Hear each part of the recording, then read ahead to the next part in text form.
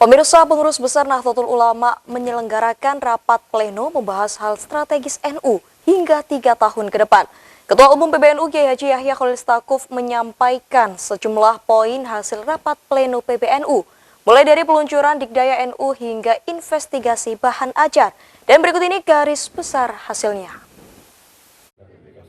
Ketua Umum Pengurus Besar Nahdlatul Ulama PBNU Kiai Haji Yahya Khalil Stakuf menyampaikan sejumlah poin hasil rapat pleno PBNU yang telah digelar di Hotel Bidakara, Jakarta Selatan.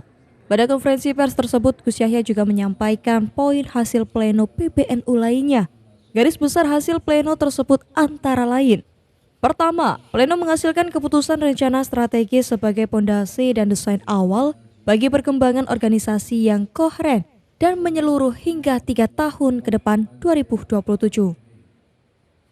Kedua, memutuskan desain strategi transformasi digital NU beserta dengan model platformnya yang diberi nama Dikdaya NU, digitalisasi data dan layanan NU. Ketiga, memutuskan AKN, Akademi Kepemimpinan Nasional, sebagai wahana pendidikan kader NU tingkat tinggi yang akan dimulai pada Agustus 2024. Keempat, mengatur kebijakan terkait penyelenggaraan pengadaran, konferensi, kerjasama, pelantikan kepengurusan, dan hal administratif lainnya. Kelima, penugasan kepada LP Ma'arif NU dan RMI NU untuk menyelidiki lebih dalam terhadap adanya laporan bahan ajar yang memuat narasi keliru terkait sejarah berdirinya Nahdlatul Ulama.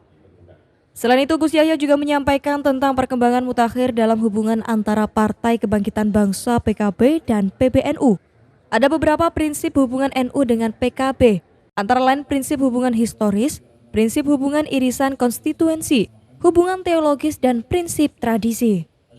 Namun Gus Yahya menegaskan prinsip dasar yang paling penting adalah bahwa hubungan PBNU dan PKB tidak dapat dianggap kongruen atau sama. Nah, mungkin perlu saya singgung sedikit atau saya berikan penegasan sedikit tentang sebetulnya prinsip dasar dari hubungan NU dengan PKB ini apa. Ya. Ada prinsip hubungan historis, ada hubungan irisan konstituensi, ada hubungan teologis dan lain sebagainya, hubungan tradisi ya. Tapi yang paling penting prinsipnya adalah begini, bahwa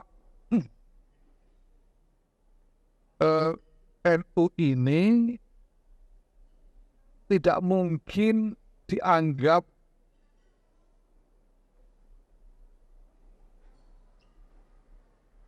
kongruent dengan PKB. NU dan PKB ini beda-beda. PKB itu tidak bisa NU hanya untuk PKB saja, itu tidak bisa.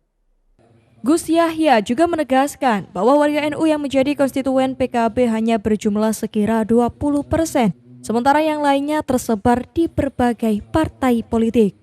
Hal ini yang melandasi bahwa PBNU harus memikirkan pula hubungan dengan partai politik lain dan tidak bisa hanya eksklusif untuk PKB. Pada kesempatan tersebut, Gus Yahya juga menekankan bahwa kepengurusan Nahdlatul Ulama menghendaki konstruksi organisasi layaknya pemerintahan. Menurut Gus Yahya, konstruksi organisasi yang seperti pemerintahan ini mensyaratkan komponen dasar yang mencerminkan langkah strategis untuk menanggulangi masalah universal dihadapi masyarakat Indonesia dan dunia. Komponen dasar berikutnya yang dibutuhkan yakni sistem manajemen dan tata kelola organisasi yang terstruktur dan koheren. Untuk mencapai manajemen yang solid, Gus Yahya berpendapat perlu adanya asesmen kompetensi terhadap para kader NU yang memiliki tanggung jawab terhadap sebuah badan atau lembaga di bawah naungan PBNU. Tim TV9 melaporkan.